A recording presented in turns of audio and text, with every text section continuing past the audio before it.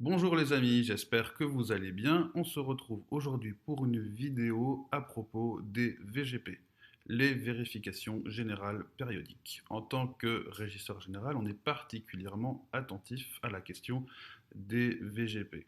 Alors, on va retrouver ce terme au croisement de certains textes.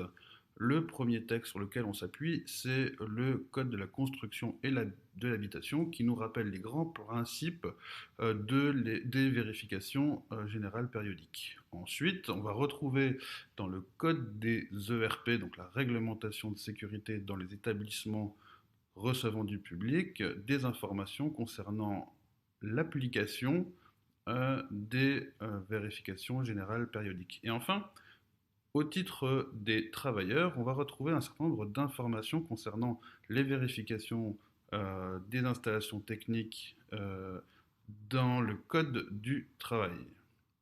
Les VGP sont des mesures de prévention et à ce titre, il est important de rappeler que le non-respect de ces VGP entraînerait d'une part la mise en danger des personnes qui se trouveraient en situation et d'autre part, ce non-respect pourrait aller jusqu'à des sanctions pénales en cas d'incident ou d'accident.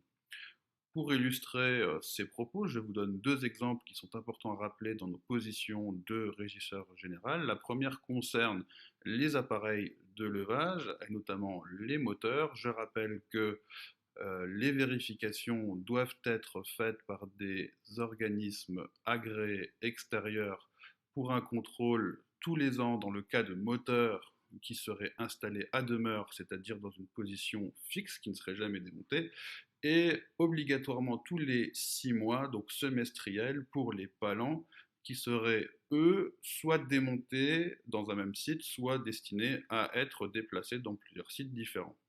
Enfin, le dernier exemple concerne l'électricité. Je rappelle que pour le respect de ces vérifications générales périodiques, les installations électriques installées soit à demeure, soit temporairement dans un ERP, notamment les armoires électriques, doivent faire l'objet de vérifications générales périodiques tous les 12 mois, c'est-à-dire tous les ans, par un organisme extérieur agréé.